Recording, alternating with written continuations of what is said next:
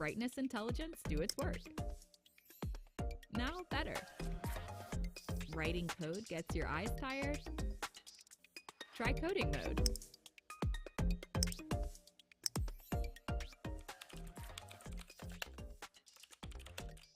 Forget the time.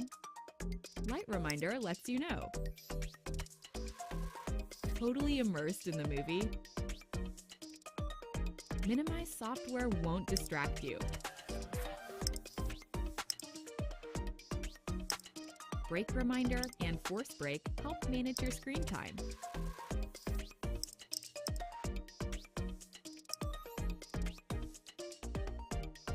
When it's almost time, a countdown starts.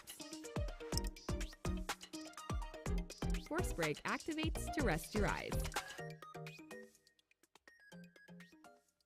I care you. Safeguard your eyes.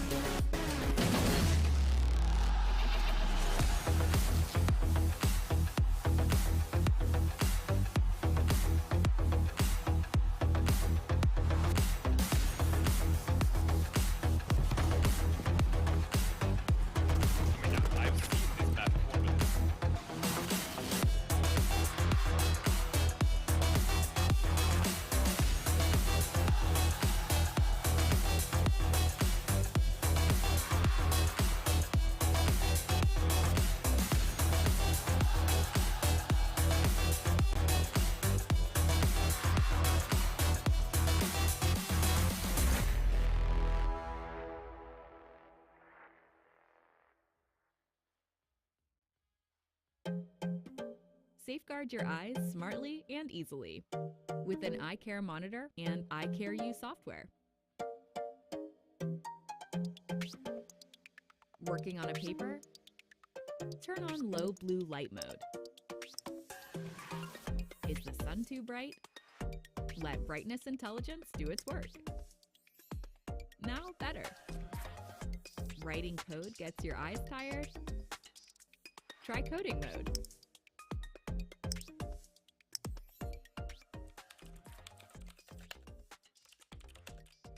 Forget the time. Light reminder lets you know. Totally immersed in the movie? Minimize software won't distract you. Break reminder and force break help manage your screen time.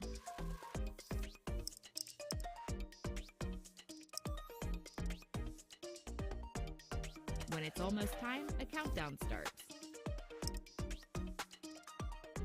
Force break activates to rest your eyes. I care you. Safeguard your eyes.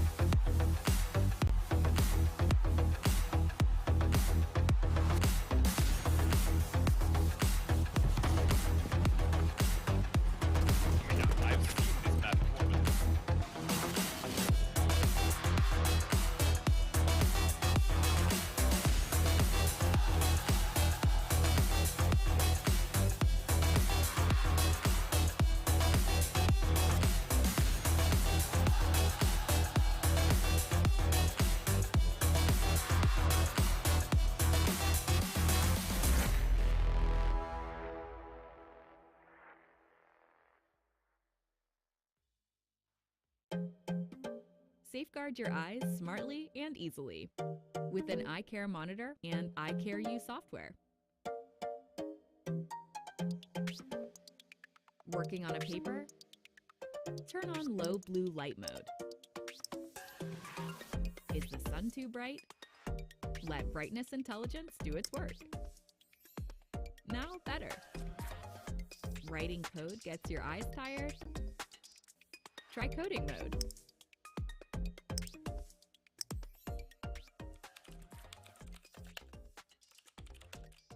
Forget the time. Light reminder lets you know. Totally immersed in the movie? Minimize software won't distract you. Break reminder and force break help manage your screen time.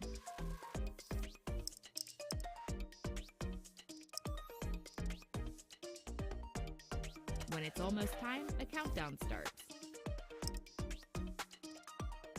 Force break activates to rest your eyes. Eye care you. Safeguard your eyes.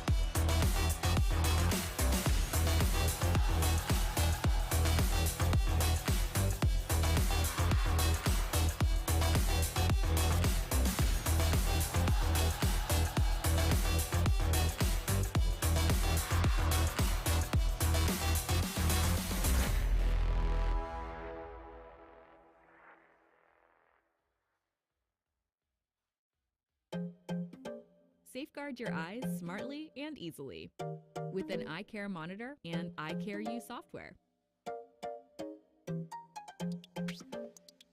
Working on a paper?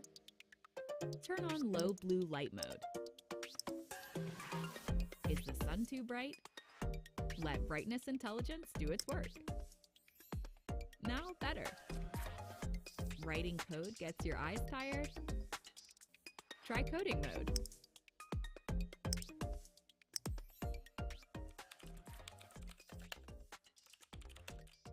Forget the time.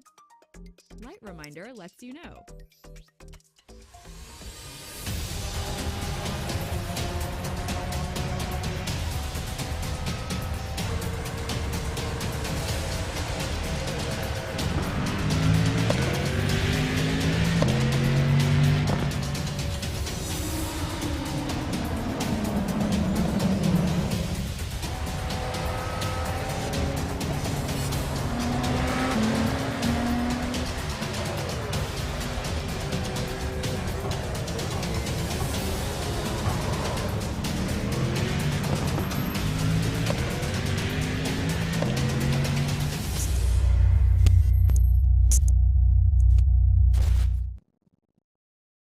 Good morning, good afternoon, good evening, wherever you are watching in the world. Welcome along to race day number 15 for AMX Global Beta Season 2. My name's Alex and I'm joined by Reed once again. Reed, good to see you, buddy.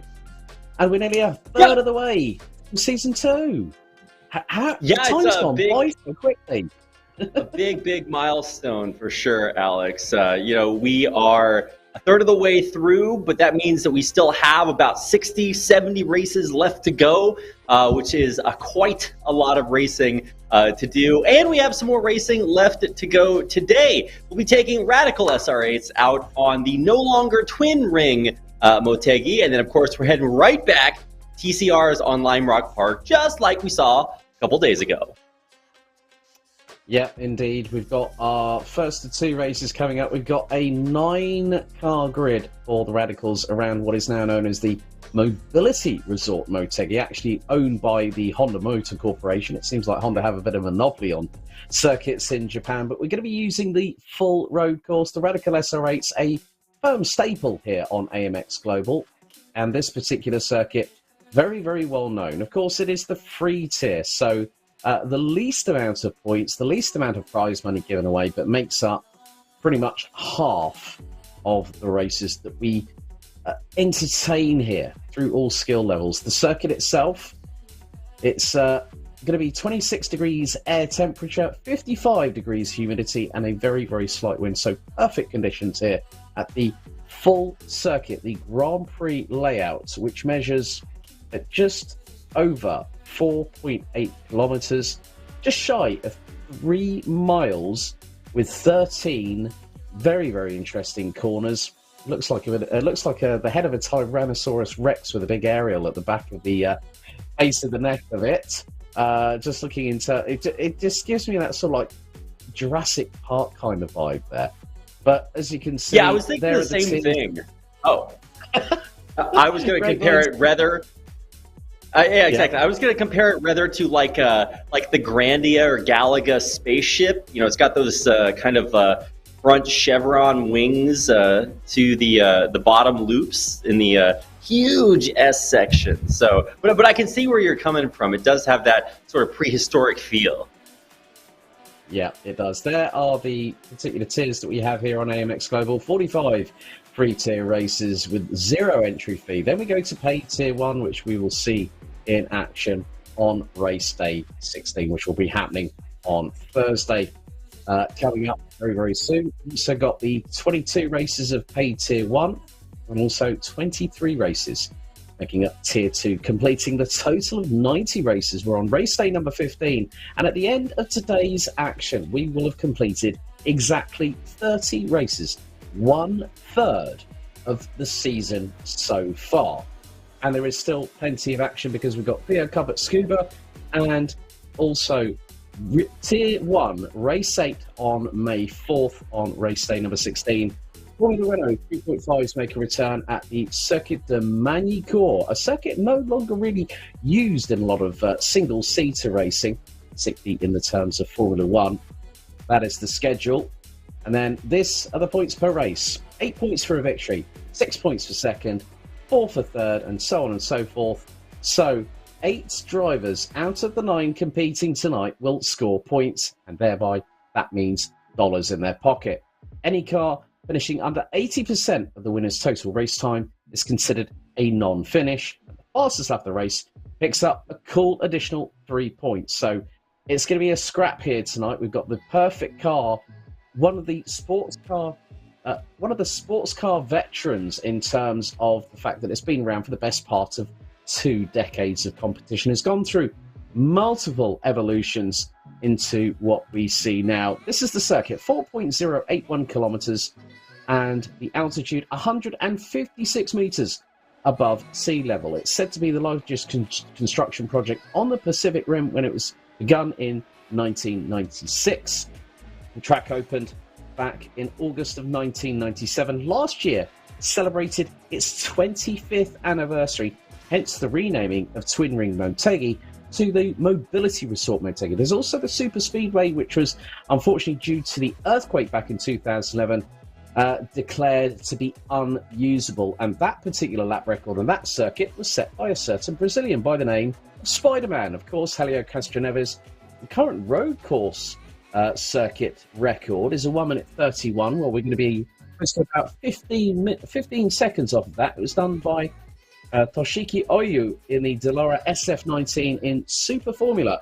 Japan's answer to Formula One with a very, very exciting style racing category in terms of single-seaters, and it's the top tier of single-seaters in Japan. We have 9 competitors, and look, we've got the eyebrows back on the 327 of Fabio Zampolini. But the Radical SR8, introduced back in 2005, and the bodywork made out of composite materials. The 2.6-litre V8 engine produces close to 430 brake horsepower through the rear wheels, and also is coupled with a sequential 6-speed transmission, normally operated like paddle shifts behind the steering wheels. And it's capable, it's exciting, and it has provided plenty of action here on AMX Global, Reed. Yeah, you want to take a guess at the clearance, Alex, for SR8s scraping the ground?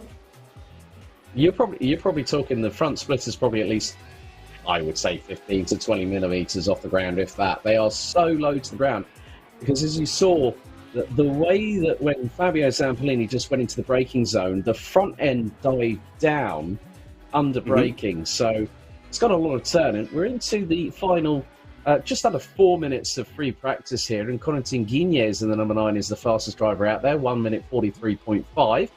Gael Valero, fresh from his double victory back on race day number 14 on May 1st, running second. Jackson Resenje is here. We've also got Caio Gaspar, Gaston Kulhavi, and I'm so pleased to say this, that we have Vegeta and Goku back again on the same circuit, because Victor Miranda has arrived, and he's just gone up to P5. Fabio Zampolini residing in 7th position. Laui Santi and charlatan that never likes to qualify, Mr. Diego Villarreal, rounding out the 9-strong grid. We're on board with Victor Miranda in the number 8, and he is currently heading into one of the technical parts of the circuit, which can also catch them out. And you can just see, just went a little bit off track, and manages to rejoin the circuit, despite having a bit of a brown right there. But the number 9 goes through on him. That was Corentin Guignez, who has gone even quicker, still at 1 minute 43.336. But as we both know, Reed, practice is just a slight indicator. Oh, we've had our first lap of the night. I hope it's a slight indicator, Alex. Hopefully not going to be seeing any of that on the track. And now all of a sudden, it makes a lot more sense why guys like Diego Villarreal choose not to qualify. So probably avoiding that. Of course, they don't have to pay, IRL, destruction fees, repair fees, costs that would be incurred or something like that. So obviously, one of the benefits of doing some sim racing. And the answer to my earlier question on the ground clearance is less than 1 inch off the ground. So you're not going to be seeing SR8s on any of these hill and dale courses for sure.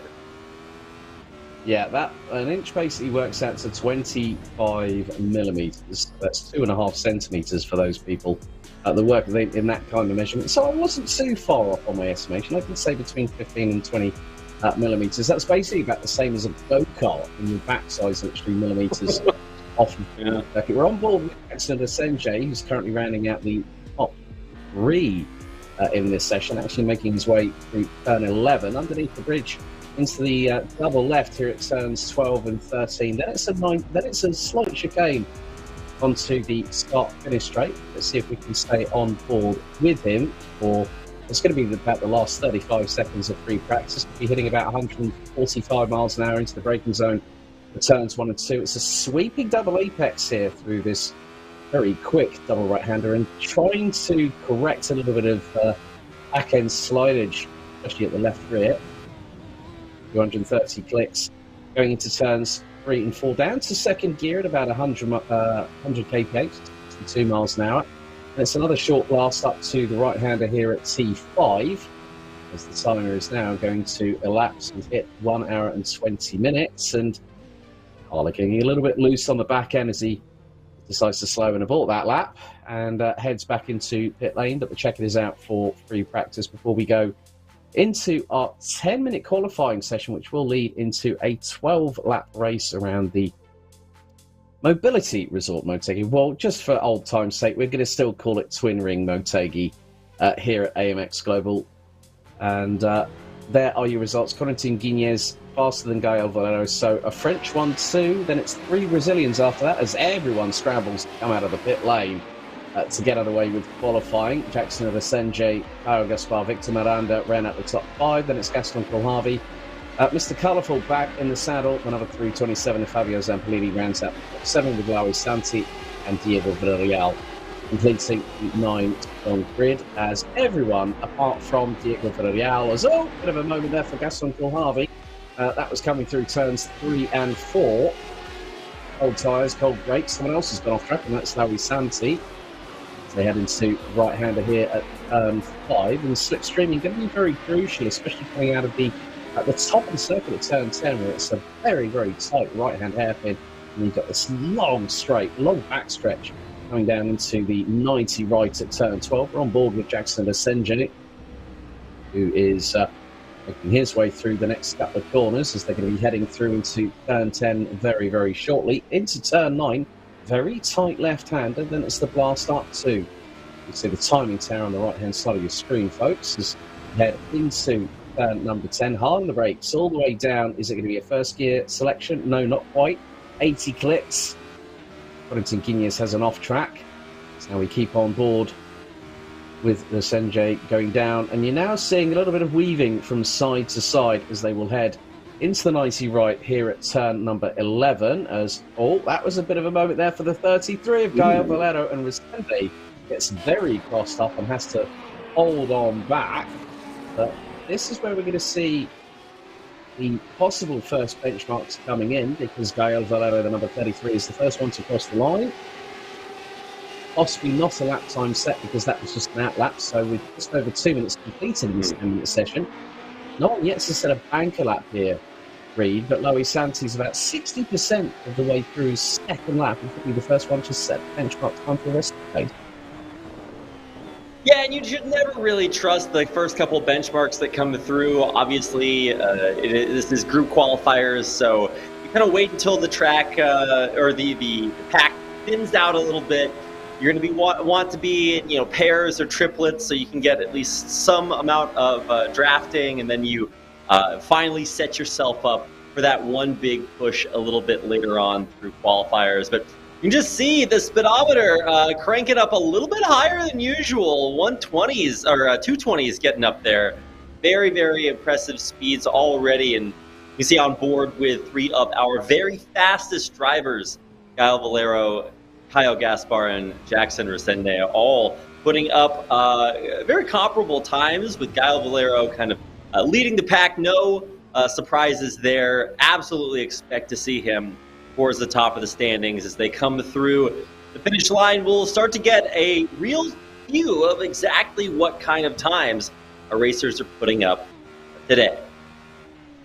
Yeah, Gael Valero coming out of turn number 10, now through into turn 11, underneath the Dunlop Bridge on the approach into the first of two left-handers, turn 12, neats on the apex through 13, into the right-hander that brings him onto the start-finish straight. Valero was quickest overall in sector number 2. Resenge quickest in sector 5 out of 6. Valero crosses the line, goes purple in sector number 6 for a brief moment. 1 minute 44.406.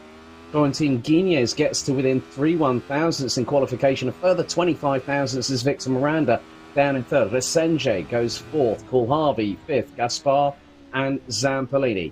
That is nearly 7/10 of a second separating the top 7. Lauri Santi looks to have had a couple of laps disallowed already by exceeding track limits. And Valero goes purple in sector number 2. We're nearly halfway through this 5-minute time qualifying session for this particular race. Free tier, race number 15 out of 45 here in AMX Global Beta Season 2. Don't forget you can head to amxrace.com to get more information on what races are coming up, what free tier races there are, and also the ones that pay out the big dollars, especially tier 2. Valero goes purple in sector 2 again. Briefly takes the fastest 3rd sector out of everybody, but then also gets that taken away from him. Improvements up and down the field. Resenge improves over the first 4 out of 6 sectors. So does Caio Gaspar. Valero again improving in all 4 sectors so far. They're coming out of turn number 10. And Valero's going to be crossing the timing beam for sector 5, goes fastest of anybody. Valentin Guiñez goes fastest in sector number 4, but has a non-improvement in sector number 2 as they hurtle their way through underneath the Dunlop Bridge out of turn number 11, through into turns 12, 13, and we're on board with Valentin Guiñez, who last time around was 3/1000 slower than Gael Valero. Valero will now cross the line. What's his lap time on this particular occasion? Is it an improvement? Yes, under the 144 as we go. 143.878. Victor Miranda, though, however, beats both Guiñez, who goes initially top the timesheets, and Miranda puts in a 143.590. Zampellini now up into 4th. Paul Harvey, Resenje demoted down from 3rd to 6th position. And Steve says, where is Villarreal? Hiding in the pit lane. As we always see, 60% of the session is already gone. And Valero has absolutely lit up the timesheets purple over the first 2 sectors, but sector 2 gets taken away from the number 33 from France, and it is 0.29 of a second between 1st, 2nd, and 3rd. Valero improving again in sector number 3. We're riding on board with the number 33 from Apex Racing Team. Now into the left-hander here at turn number 9. Hard on the brakes, 2nd gear. Also apply the throttle. Up to 3rd, up to 4th. 130 miles an hour heading to braking zone here for turn number 10. Turns right. This is the apex, 2nd gear. Puts the power down. Now the speed climbs and the revs increases, going up the gears. 130 miles an hour, 140. Make that 150, close to 160 miles an hour. He will be into the braking zone. On the brakes, down to 2nd gear. 110 kilometers now on the apex of turn number 11. Through into turn 12, building the speed, and took turn 12 at 190 kilometers an hour. That is close to, that's over 110 miles per hour as he goes over the rumble strips out of the final corner. Does Valero improve again? Wait for that time to change. Yes, he does. He goes up to 2nd, 55,000 slower than Victor Miranda. And Valentin Guiñez now goes up to the top of the timesheet. It is close for this qualifying. There have been more lead changes. The battle for pole position than I think I've seen at any point in Beta Season 2 here at AMX Global. Here's lead. Miranda 2nd. Valero, Gaspar, Paul Harvey, Zampellini, and Resenje. Top 7 covered by 7/10 as we go into the final 2 minutes and change here in qualifying. That's right. Coming down to the final stretch here, Alex, we are really getting into it. And after some very, very impressively close times, they remain incredibly close, hundreds of seconds in many cases. And that just goes to show exactly how competitive this rack of 9 is going to be for today. We really do have what is shaping up to be an incredibly close race. And, I don't want to jinx anything, but after a few races have been a little bit placid, we are really looking for something competitive today. And all of our racers setting times that are comparable to some of the records in real life, absolutely comparable to some of the LMP or IndyCar records you've seen on this track. And just super exciting to see such high-level qualifiers here for everyone except, of course, Diego Villarreal, who is he's spectating, he's watching, he's got his notebook out, taking notes. Trying to remember. Okay. Here's my braking mark, and then we'll see what he has to say once he gets into the starting grid. But we are coming up on some of our final qualifying times, and if you thought it was impressive for Guiñez to set that 143, he's not alone. We're seeing them all under the 144 mark, all the way down to Gaspar, and really impressive to see those continual improvements on our laps as the qualifiers continue. Yeah, coming up to the last 30 seconds, and Valentin Guiñez improves, better still, 1 minute 43.249. Well said, Galvez Carmings. Villarreal is the pit lane king when it comes to qualifying. That is very much true, but we are going to find a lot of improvements, hopefully, in this latter part of qualification, because we're just 15 seconds away from the check-in. Valero again improving in sectors 2 and 3. We're on board with Valentin Guiñez, who's just letting the time elapse as we get into the final couple of seconds. Jackson Resenje puts in a personal best in sector number 3. Valero about to cross the timing beam for sector 4. Again, improves. The checkered is out for this 10-minute qualifying session for a 12-lap race around the circuit here at Twin Ring Motegi. Miranda has improved in the first and fourth sectors, so hopefully we're right on board with Victor Miranda, who's currently P2 at the moment by nearly 2.5 tenths of a second ahead of Gaio Valero, who is on his last push lap in the number 33. Will he improve onto the front row? We are going to find out momentarily, because Valero has improved in 3 of the sectors. That's second, third, and fourth sectors. Out of the final corner comes Victor Miranda. Has Valero improved on that particular lap? Yes, he has, but not improved on position. Victor Miranda stays in second. Gaston Coulharvey's just had a bit of an off-track at the moment as well and is stationary. Fabio Zampolini is very quickly coming towards the end of his qualifying session in the brightest, most colourful radical I have ever seen here on AMX Global Beta Season 2. He's improved in the first, second and fourth sectors. Could be looking to maybe get a little bit further up the order. Can he punch it into the top 5? We're going to find out as the 327 from Brazil crosses the stripe. Is it an improvement? It is, and it puts him P6 at the end of that, but Corentin Guiñez takes pole position in free tier race number 15 here with the Radical SR8s at Twin Ring Motegi ahead of Victor Miranda. Gaio Valero will line up on the inside of road number 2 with Jackson Desenge from Brazil alongside Caro Gaspar, and Fabio Zampolini will line up on row number 3 with Gaston Coulharvey, Laui Santi completing the top 8, and Diego Villarreal, who should get a trophy, a wooden spoon for the amount of times he's not participated in qualifying here in Beta Season 2, will line up on the final and 9th position on the grid. But we will have, as always with the Radical SR8, a rolling start, and we have seen it before where a standing start can catch people out. We're going to have standing starts next time out for TCRs at Lime Rock Park here, Reed, but a rolling start is just as crucial as a standing start, isn't it? Well, I mean, it is standardized, right? We do let our we don't just let half the racers get the rolling start and then the other half get the standing. And I understand, right, the logic behind some of that. If you do let your racers get up to speed first, then it does let the race start in a little bit more of a dynamic, exciting fashion. But there is something to be said for just sitting there on the finish line in your spot. That makes the qualifiers even more important to get that good grid positioning before the race starts. So for Diego Villarreal, sadly, no time from qualifiers. We'll wait until we see him out on the grid to see whether or not he might be considering some qualifiers in the future. But regardless, it is going to be really an all-star lineup for today's race. Quite a few of our racers out there on the track for the sadly no longer in ring Motegi, as we are lining up to get ready to get our first race of the day underway, Alex. Yep.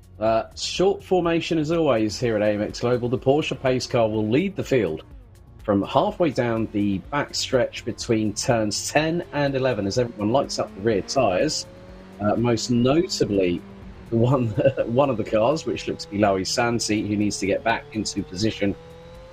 And then when the Porsche pace car peels in, which will be just off of the outskirts of turn number 13, we'll be down to Corentin Guiñez and Victor Miranda, who control the pace. They will effectively become the de facto pace cars here, as the Porsche pace car will now peel to the right-hand side, release the field. Laui Santi has just had a problem and has ended up in the pit road, so he's going to start from the back of the grid. But Guiñez punches the throttle, so does Valero, so does Miranda. Green flag in the air. We are underway for the first of 12 laps here at Twin Ring Motegi. They're already jockeying for position. Around the outside of Valero, going through into turn numbers 1 and 2. Valero keeps ahead for the minute. Desenge not too far behind the number 8. There's 8 of the drivers already making their way through into turns 3 and 4, but it is Guiñez leading the way. Valero making it a French 1-2. And a trio of Brazilians, Victor Miranda, followed by Jackson Desenge, Caio Gaspar. Gaspar currently leads the way. The overall classification leaderboards, Villarreal just had a massive moment Coming out of turn number 4, the car was off into the gravel. There's a bit of a sideways moment there for Corentin Guiñez, going through under the first of 2 bridges as they head through turn 6. And on the run down into the left-hander here at turn 7. Number 9, hard on the brakes, touches the apex, now through turn number 8. Then into the heavy braking zone, turn 9 before a short run. Up to turn 10, the brightest hairpin on this circuit. Top 4 at the moment, covered by 1.5 seconds. We are getting closer and closer to completing our opening lap out of 12, and now the slipstream test will start happening as the drivers make their way out of the 10th corner. And they'll put the pedal to the metal. Speeds will approach north of 160 miles an hour, particularly if you are in the slipstream. And it is the Guiñez crane leading the way out in front. Zampolini closing in on the likes of Bex Martin, Paul Harvey, the number 3 from Argentina, rounding out. Really goes a little bit wide, coming out of turn number 11 and into the run into turn 12 at the left-hander before the turn 13 chicane. Corentin Guiñez leads the way by 0.6 of a second ahead of Gael Valero, with Victor Miranda rounding out the top 3.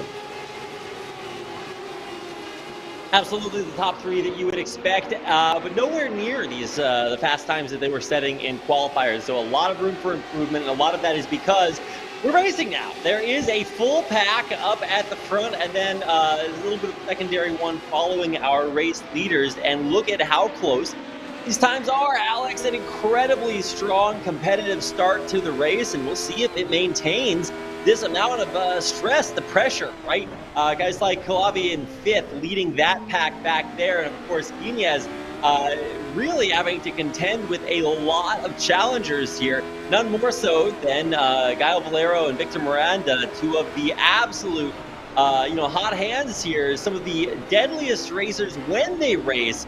Victor Miranda coming out here with a strong placing here in 3rd, absolutely challenging for that first pole position.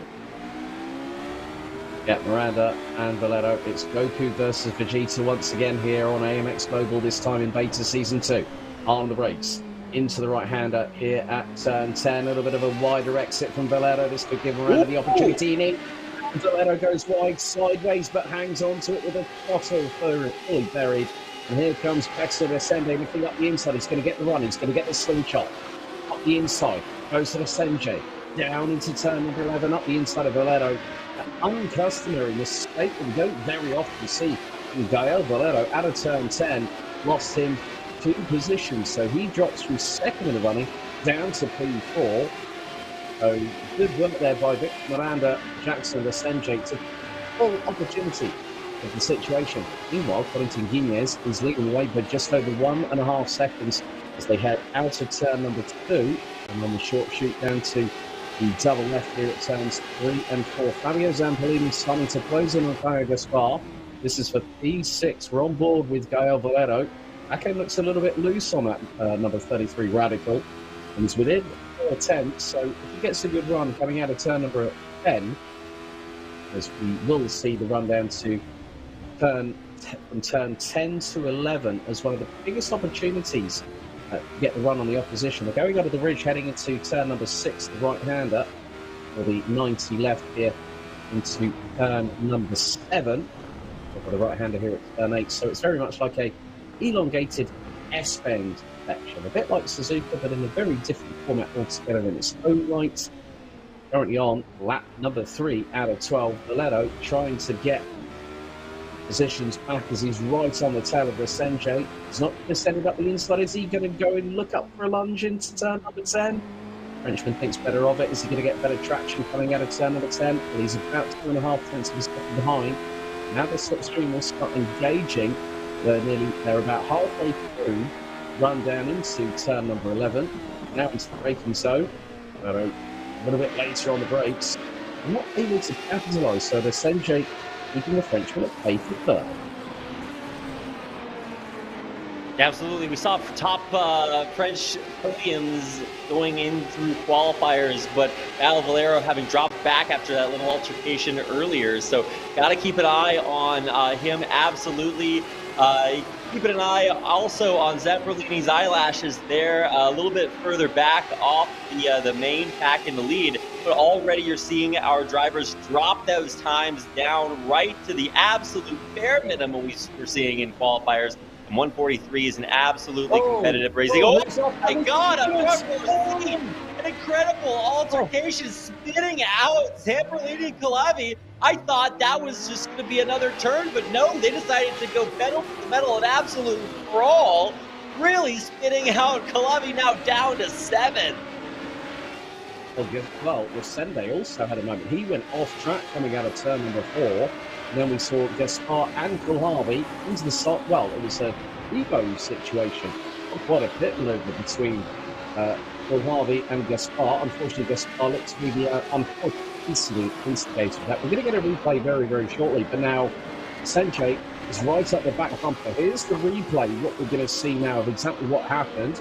Going into the braking zone, and yeah, slight touch to the left rear, and it nearly flipped Kulharvi on his roof, on the roll bar, and the number 3 car finds himself all the way down into 7th position.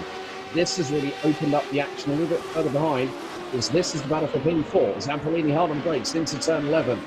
Zamperlini is right in the back of Jackson Ascende, who in his own right is trying to get past Mario Gaspar. So we've got a real scintillating battle here for 4th position. While Corentin Guinness is leading the way, but look at the run that Jackson Ascende has got on Mario Gaspar. This is heading into turns 1 and 2. A little bit later on the brakes is the number 5. Zamperlini has got a ringside seat, holds back, wait for his opportunity in case contact happens between the 2 in front. Ascende again looking this time into turns 3 and 4. Very close to the cones was the number 7, Mario Gaspar, but still holding on to 4th place and make their way down into the right-hander here at turn number 5. And you can see a little bit of damage to the back of Gaspar, maybe a touch from behind courtesy of Vesenge, but I can't see any damage on the front of the number 5, where Zamperlini is just holding station with the sweeper at the right-hander at turn number 6 into turn number 7 on the brakes. 3rd gear, 140 kph. Now we'll start applying the throttle. Have to actually use the brakes a little bit going through the latter part of that corner. We're over 60% of the way through our 5th lap out of 12. And this battle shows no sign of any kind of fire sort of burning out. This fire is intensifying between this trio.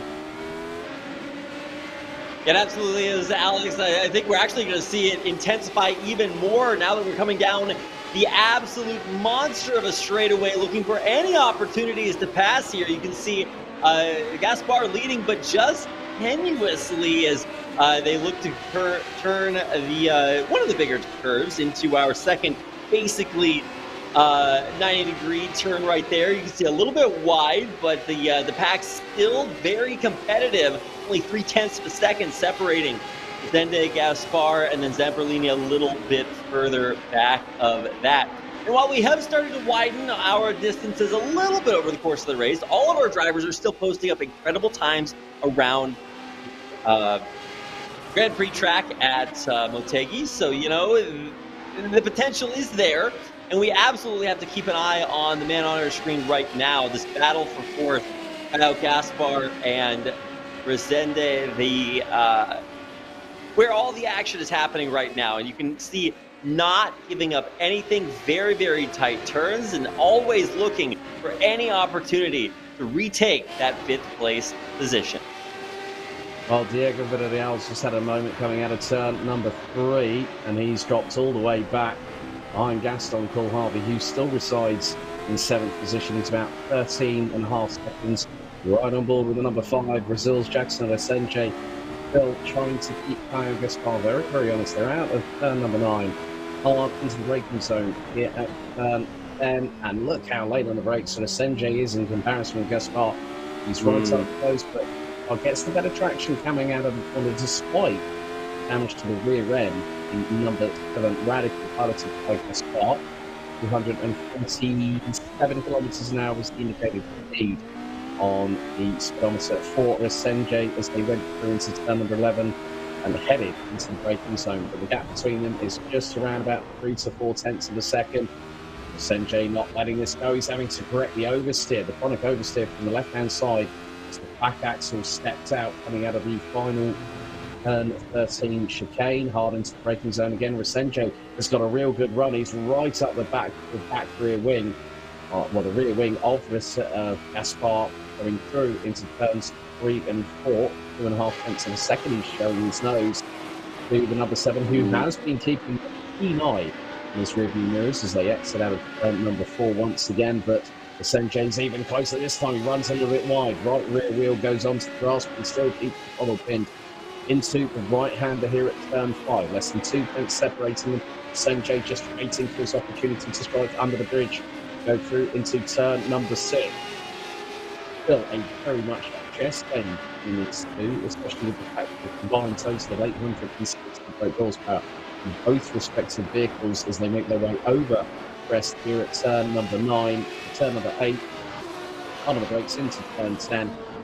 Currently on lap number 7, out of 12, and Sanguinez still leads the way, 0.8 seconds ahead of Victor Miranda. Gael Valero has been putting in faster laps than number 8 and has closed the gap up to about 8.5 tenths of a second. He's looking to go for that second place. At a turn 10 is our battle still waging on between Kyle Gaspar and Jackson Senjay as we go over the bumpy asphalt, and then on the run down the hill, moving to the right-hander here at turn 11. That's right, coming very, very close around turn 11. It just baffles me, the speeds, the closest, the danger. As you see, our drivers continuing to follow basically the exact same lines. Getting a little bit off over here and there, but keeping it close to within 2 tenths of a second. The absolute slimmest of margins as they do come around that turn 2. Looking to get back, or I guess there's more turn 3, 4 now. Going through the S's and coming through the biggest part of the race. This is where you really start to see a lot of overtake opportunities come in, and really have to keep an eye on even Zamperlini there. He is tailing a little bit, but it can absolutely get in here. Oh, trying to make a move around the inside, blocked immediately. Gaspar is not giving up anything, no matter how closely you follow. Yeah, and also just keeping an eye on what's happening between Miranda and Gael Valero in the battle for second position overall. Gap has now expanded to just over a second, now dips below it as they are making their way up towards turn 10. 4th and 5th, Gaspar versus Resende, ding round, however many you want to call it, it's probably round 15 or so by about now, as they head into the braking zone. Harder brakes, turn it in, into turn 10. Tight apex taken by both, but Gaspar runs a little bit wider in comparison with Resende. This is Resende's best opportunity yet. Get the whole shot, get the swing shot down into turn number 11. He's about a second behind. He sticks his nose out. If he was a little bit closer, I think he might have gotten the move done into turn number 11 on that occasion, but loses a little bit of momentum coming through the corner. Now through turn 12, into the turn 13 chicane. Who's going to get the better run out of the corner? It could be that Gaspar's lined it up a lot better. Look how close he is to the rear wing, and Gaspar goes to defend. Resende to the outside. Who's going to get the run going into turn 1? Resende's going to try and pin it round the outside through turn number 1 and through turn 2. Gets a little bit twitchy on the back end, but he's going to get the run. Is he going to look up the inside into turn number 3? Jackson Resende is pulling on to the Gaspar. He's got the move done. He's got it done. That's a brilliant job there by Jackson Resende. He was waiting, hiding his time, and struck whilst the iron was hot through the exit of turn number 3. Yeah, absolutely brilliant strategy there. You could really see him playing that so closely on the outside through turn 2, and then back on the inside through 3 and 4, and then able to maintain that lead. A beautiful textbook overtake there. Resende now the battle just heating up immaculately. He and Gaspar are going to duel for every final second. And, of course, back up towards the top of the pack, the distance between Gael Valero and Victor Miranda also narrowing periodically, so we'll have to keep an eye on them as well. But, man, Resende and Gaspar not giving up at all. I love to see the dedication nonstop all race long. They are really playing the action-packed version of racing here at Motegi. You get to see just every little opportunity taken by these two racers, and it just doesn't get much better than that.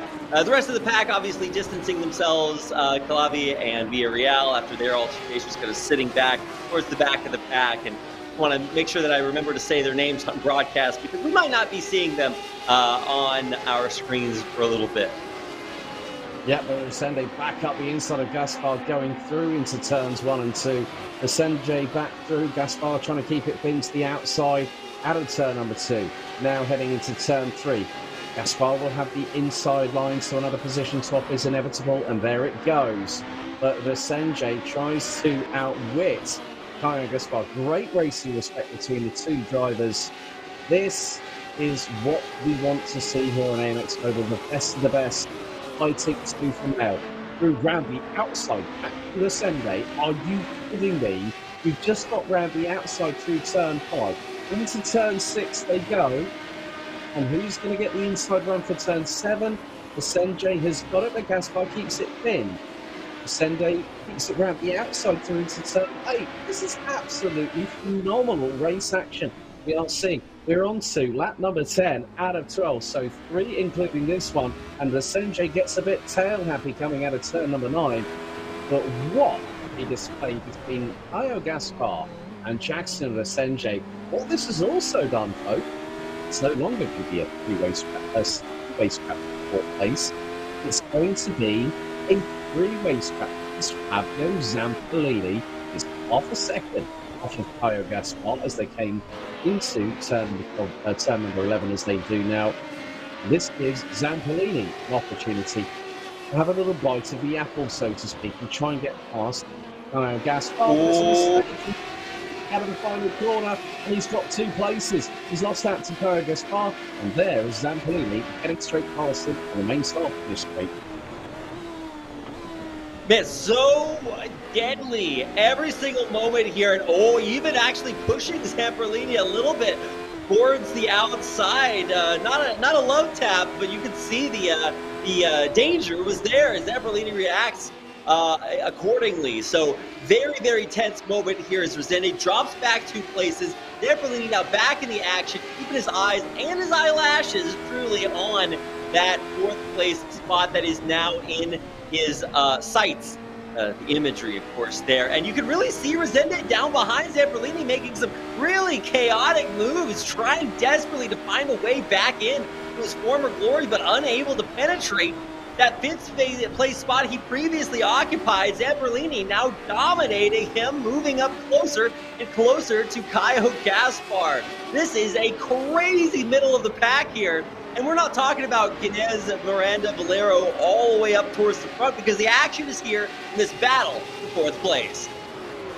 Keep your eyes on Valero, though. He's within 6.5 tenths of a second for 2nd position as he is closing on Victor Miranda for P2. Penultimate lap. Now it's going to be starting very, very shortly. We're going to be on to the white flag lap here at Twin Ring Motegi in what has been one of the most action-packed races so far. White flag is in the air. Florentin Guinness leading the way by 3.3 seconds ahead of Victor Miranda, who in turn is about 6.5 tenths ahead of Valero. Now, this is fighting all the way through the majority of this race. Caio Gaspar, Fabio Zampolini, and Jackson Ascende. 7 tenths separating the 3 of them as they go into turns 1 and 2. The final time, 8 tenths now, as they go up the short chute from turns 2 into turns 3 and 4. A double left-hander complex, and you've got to nail it perfectly. One slight mistake, one early application of throttle too much, and you will be at the behest of the other drivers behind you. Caio Gaspar is still holding on. Race leader now making his way through turn number 8, into the left turn number 9. For the final time, Valero is closing in on 2nd position. There's less than 6 minutes between him and Victor Miranda, but it might be too little too late. Through turn 7, now into turn 8. Very shortly, we'll catch an indication of where our leader is on track. We see the track map on the top right-hand corner of your screens. As Rossetti was looking up the inside of Zampolini through turn 9 for the final time. Race leader, in the meantime, Valentin Guinez is coming through the right-hander at turn 11. He just has turns 12 and 13 to go. Now Gaspar has gotten away from Zampolini and Ascenje, but our race leader, Valentin Guinez, concentrates on him for just a second. He is going to come across the line and take the victory here in race number 15. Victor Miranda takes second. Gael Valero takes third. Gael Gaspar will take fourth. But who's going to get fifth place? It's going to be a run to the line out of the final corner. It's going to be Fabio Zampolini that holds on because Ascenje got a loss of momentum coming out of that final corner.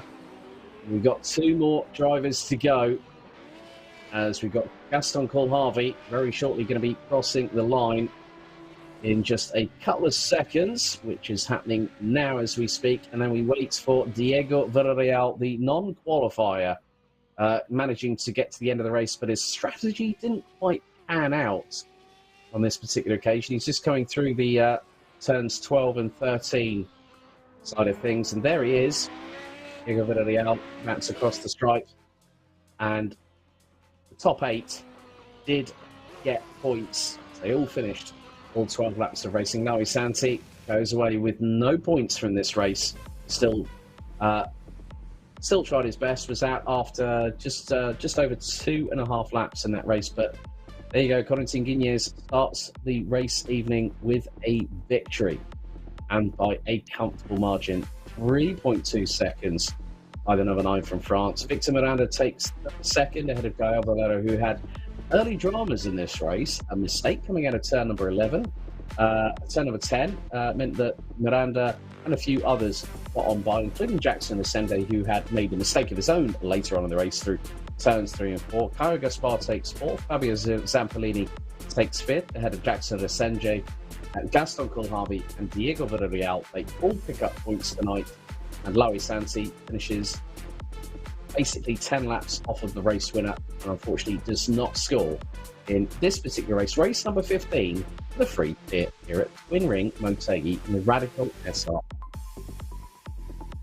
And it's important to note that this was just a free race, so even if you're placing down there towards 9th place, you're not going to get any money anyway. It's a $0 placement, so I can understand just sitting back to the back of the pack and taking it easy down there. But overall, one of the absolute best races we've seen this season, and as we crest the 30% or 33% mark, 1/3 of the way through the season, it just keeps getting better and better, Alex. Yeah, it does indeed, because next up, in about half an hour's time, we'll be heading back to Connecticut to Lime Rock Park for our next race, which is race 8 of Tier 1 with the TCR class. 20 laps. It's going to be a 10-minute qualifier.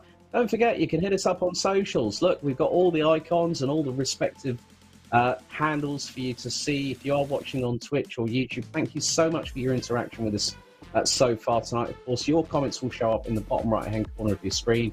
I've also been interacting with some of you as well in the YouTube chat, maybe even the Twitch chat. And we have to say a very, very happy birthday to one of our very own, Mr. TJ Hahn. Many happy returns, good sir. We will see you in about half an hour's time for our next race, which will bring us to 33% of Beta Season 2 of AMX Global completed in around half an hour's time. Myself and Reed will see you back then.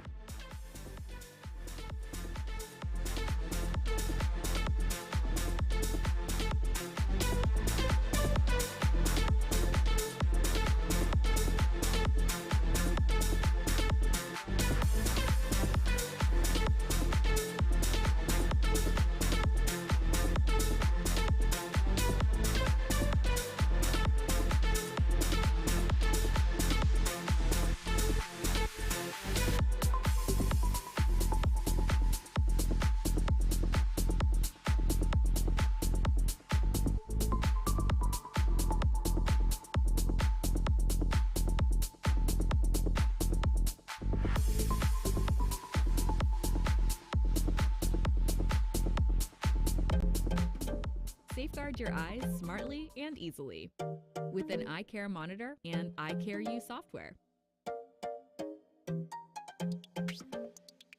Working on a paper? Turn on low blue light mode. Is the sun too bright? Let brightness intelligence do its work. Now better. Writing code gets your eyes tired? Try coding mode.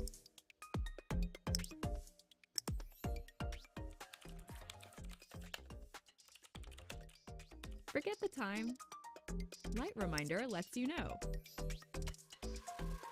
Totally immersed in the movie? Minimize software won't distract you. Break Reminder and Force Break help manage your screen time.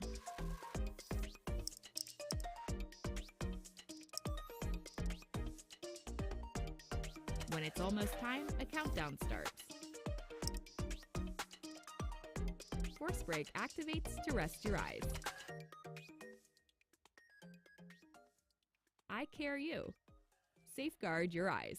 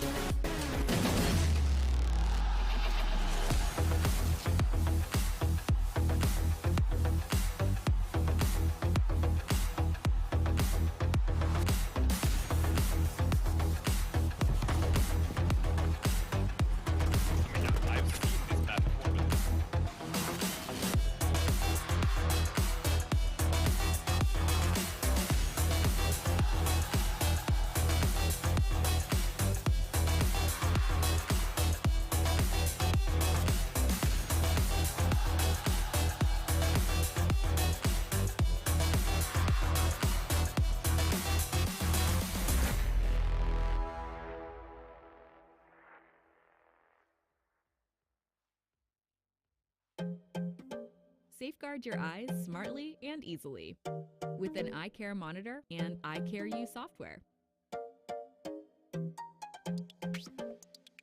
Working on a paper? Turn on low blue light mode. Is the sun too bright? Let brightness intelligence do its work. Now better. Writing code gets your eyes tired? Try coding mode.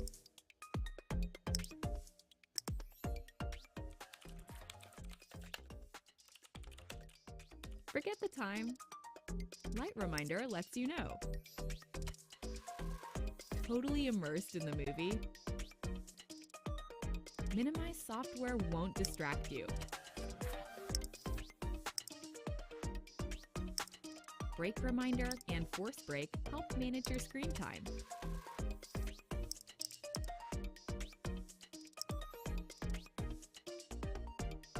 When it's almost time, a countdown starts. Force Break activates to rest your eyes.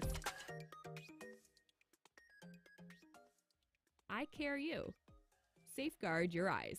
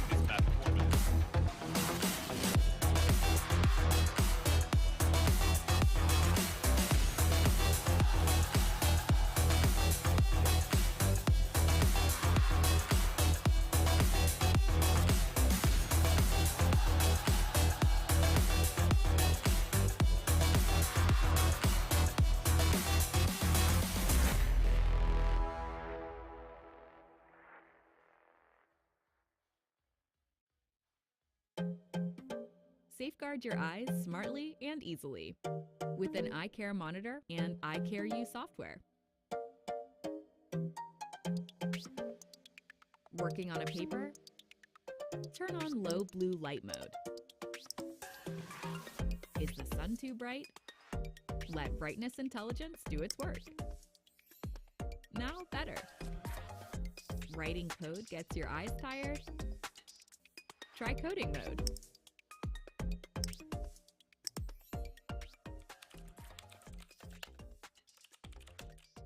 Forget the time. Light reminder lets you know. Totally immersed in the movie? Minimize software won't distract you. Break reminder and force break help manage your screen time.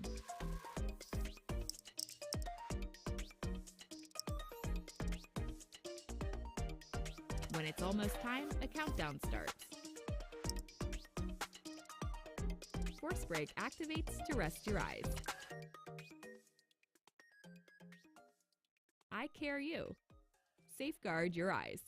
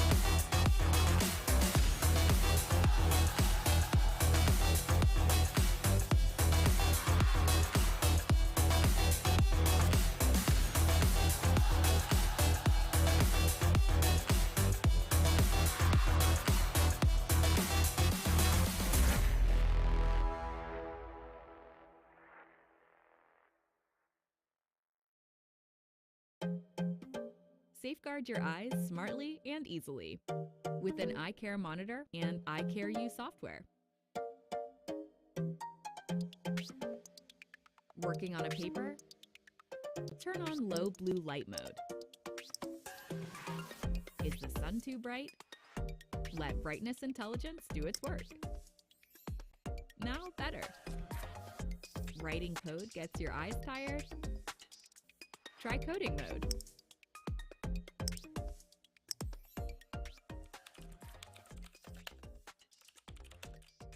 Forget the time. Light reminder lets you know. Totally immersed in the movie? Minimize software won't distract you.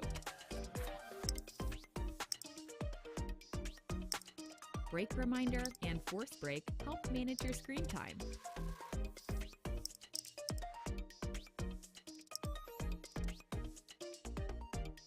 When it's almost time, a countdown starts. Force break activates to rest your eyes. Eye care you. Safeguard your eyes.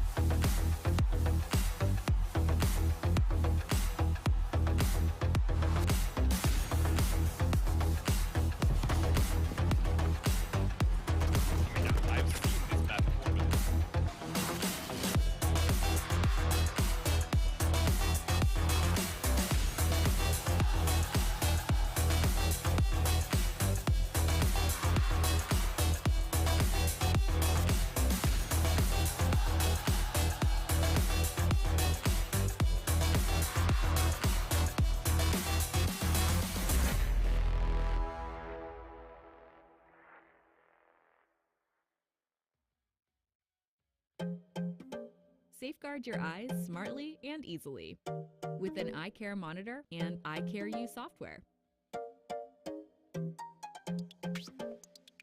Working on a paper? Turn on low blue light mode. Is the sun too bright? Let brightness intelligence do its work. Now better. Writing code gets your eyes tired? Try coding mode.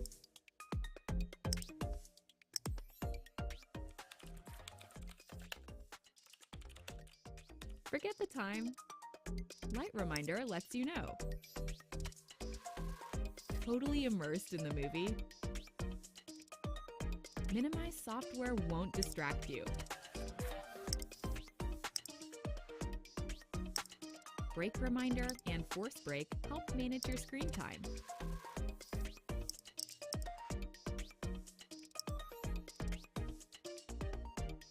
When it's almost time, a countdown starts. Force break activates to rest your eyes. Eye care you. Safeguard your eyes.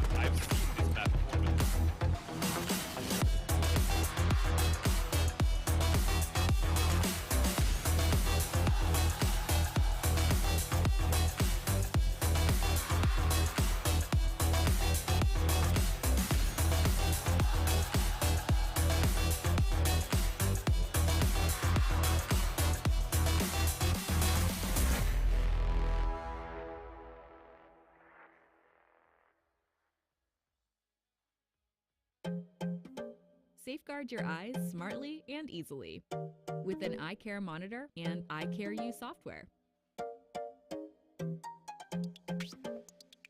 Working on a paper? Turn on low blue light mode. Is the sun too bright? Let brightness intelligence do its work. Now better. Writing code gets your eyes tired? Try coding mode.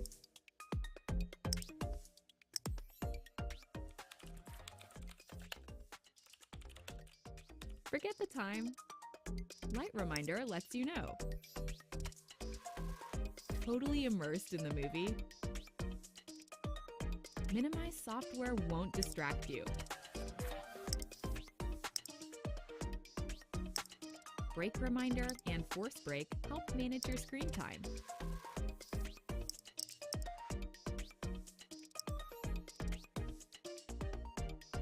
When it's almost time, a countdown starts. Force break activates to rest your eyes. Eye care you. Safeguard your eyes.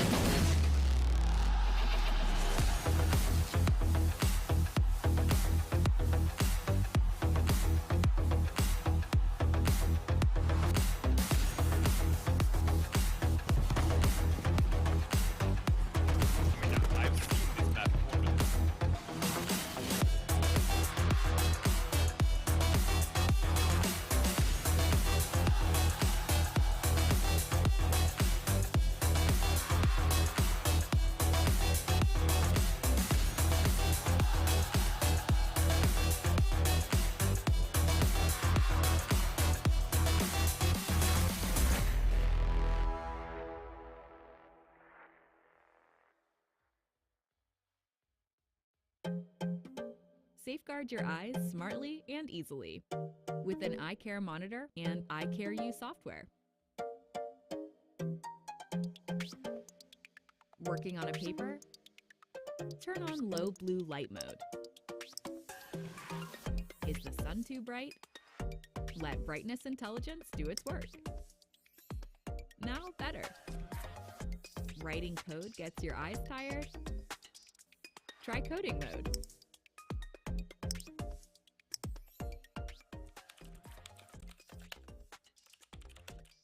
Forget the time.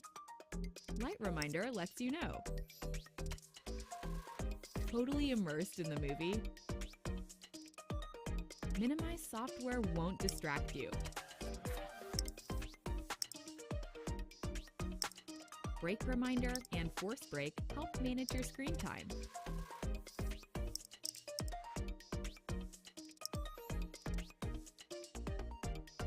When it's almost time, a countdown starts. Force break activates to rest your eyes. Eye care you. Safeguard your eyes.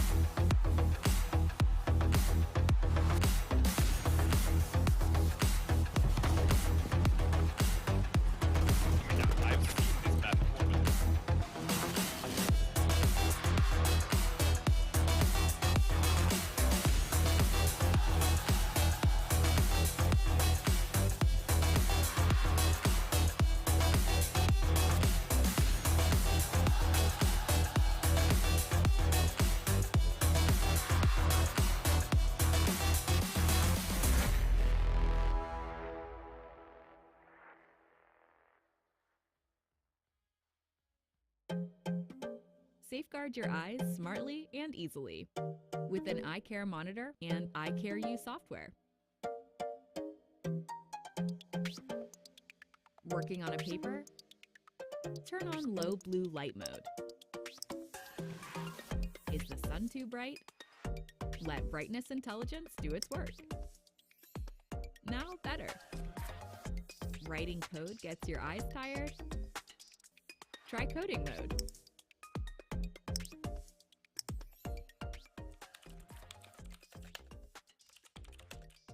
Forget the time. Light reminder lets you know. Totally immersed in the movie? Minimize software won't distract you. Break reminder and force break help manage your screen time.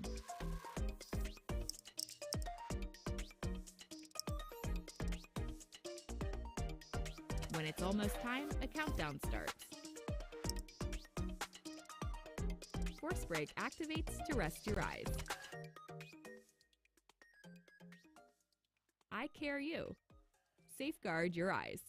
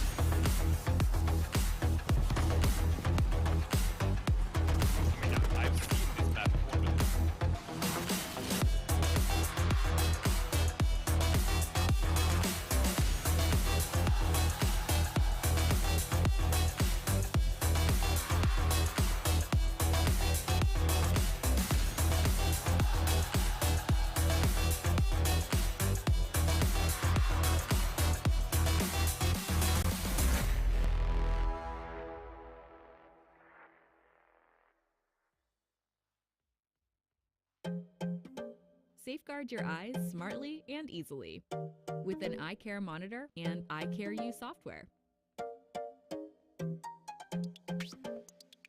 Working on a paper? Turn on low blue light mode. Is the sun too bright? Let brightness intelligence do its work. Now better. Writing code gets your eyes tired? Try coding mode.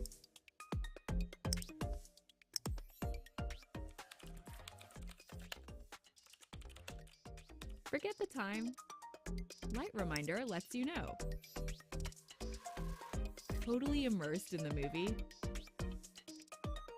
Minimize software won't distract you.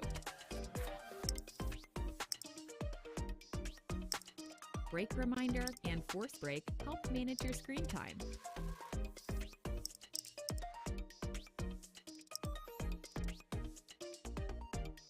When it's almost time, a countdown starts. Force break activates to rest your eyes. Eye care you. Safeguard your eyes.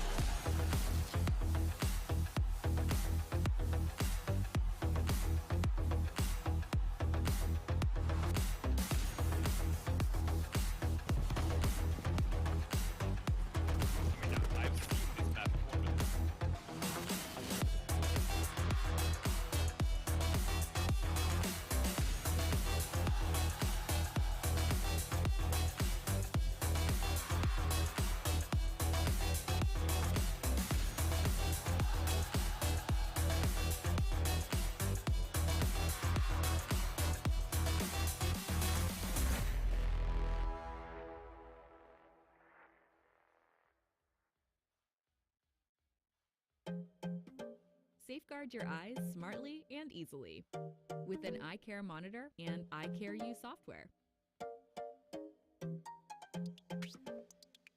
Working on a paper?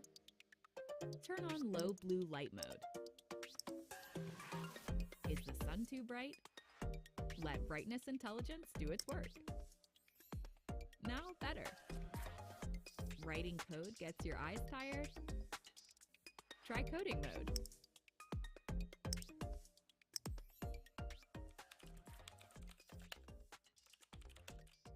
Forget the time.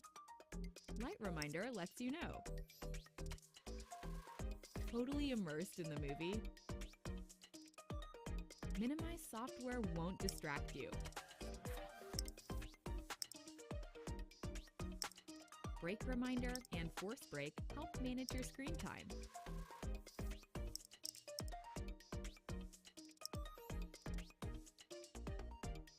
When it's almost time, a countdown starts. Force break activates to rest your eyes.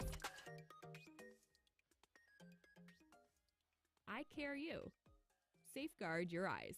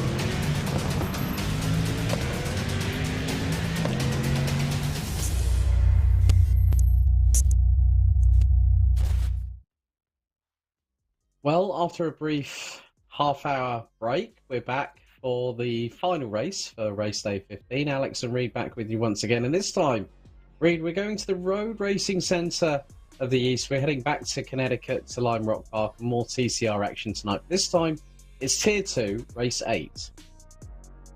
That's right, Alex. A little bit of deja vu, right? If you guys were with us a few days ago, we had exactly the same situation, but way less money on the line, and that's the big difference for today. This will be a paid Tier 2 race, which means over $500 in total prize pool potential on the line here today, and with quite a broad spectrum of racers, and with the intensity of the competition in our first race of the day. That was just a taste of the action coming up in our final race of the night.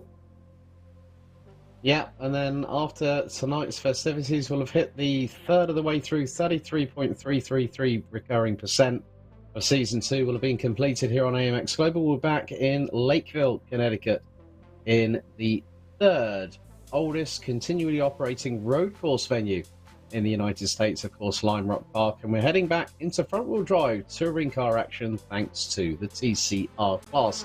We have 7 cars currently negotiating their way around this particular circuit that's been around since April 1957, and late last month it celebrated its 66th anniversary since it opened back on the 27th of April 1957. It's also hosted the Northeast Grand Prix for the IMSA WeatherTech Sports Car Championship. It's also held the Lime Rock Grand Prix for the Pirelli World Challenge. It's also hosted the American Le Mans Series and the Rolex Sports Car Series, and measures just a shade over 1.5 miles in length. Of course, we've got perfect conditions in the Connecticut countryside for our TCR competitors, and we have seen previously on the last trip to this particular circuit, which was actually on the previous race day on the May 1st broadcast.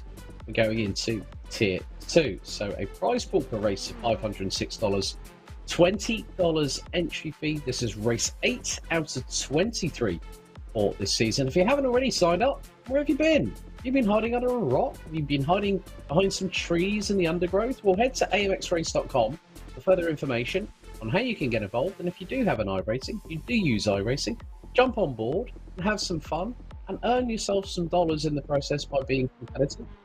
We are also now going to go through to the schedule, because race day 16 is not that far away. We're going to be enjoying some very, very different action. We're going to have a combination of single-seaters and also tin tops on May the 4th, which will be the next race day. So this is day 15 of Beta Season 2. We're really looking forward to what's happening. We have got a few more Audis joining the grid alongside with the Hyundai Elantra N TCRs. We've got 8 of the 9 competitors, including the non-qualifier specialist, Mr. Diego Villarreal. But for Tier 2, it's 100 points for the race victory, 80 for second, 60 for third, and goes all the way down to 20th position. The fastest lap of the race will be given to a particular driver, and that driver will pick up a cool 50 points. Each driver for taking participation in this race is going to secure themselves 5 points.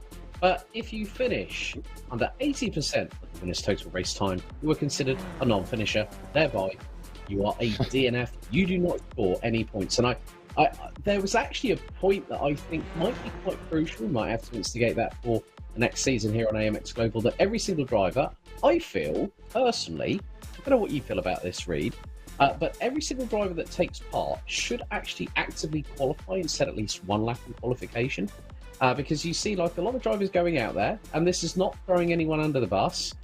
It's more a case of, if you were to do that in real life, people like say, well, hang on a second, why have you got, unless you've got a technical problem or an issue with your car, you should be out there qualifying like the rest of them. It's an issue. I think for our racers, I'm not sure exactly what their racing rituals are, right? If you've got to take a break in between your hour, 20 minutes of practice and want to, take it a little bit easier. The reward is ultimately your position in the grid, right? If you do not qualify, then you won't be up there towards the top.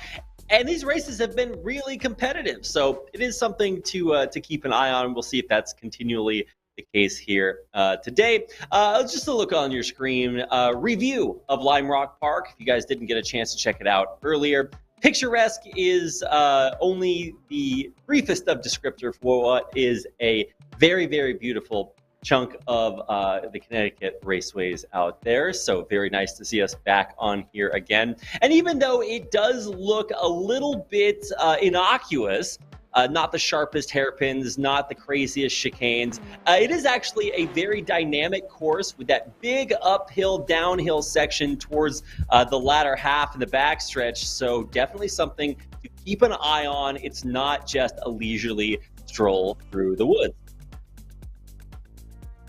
Yeah, very much the case. And the cars that we'll be using again will be the front-wheel drive, turbocharged, either anywhere between 1 3/4 litres to 2 litres in total cubic capacity displacement.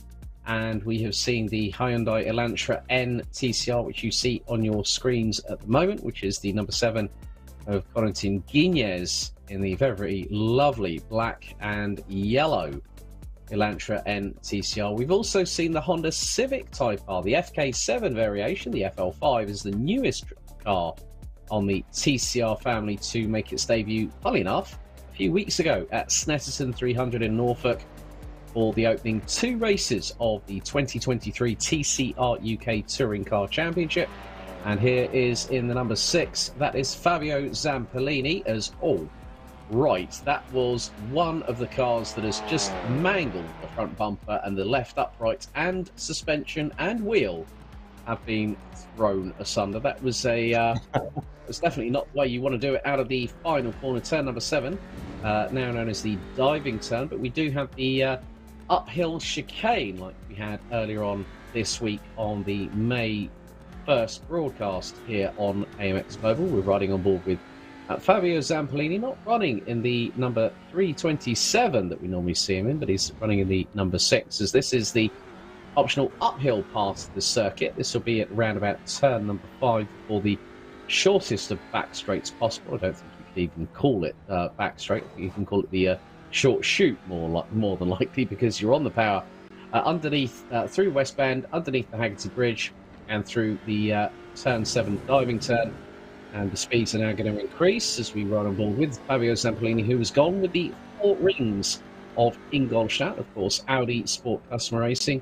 Very successful operation in its own right, based out of Germany, not just in CCR, but also in GT3 racing. Was rumoured to be coming back into LMDH competition, but then decided to concentrate their efforts partnering up with Sauber F1 for the 2026 Formula 1 regulations as an engine manufacturer and supplier to the team out of Hinwil in Switzerland.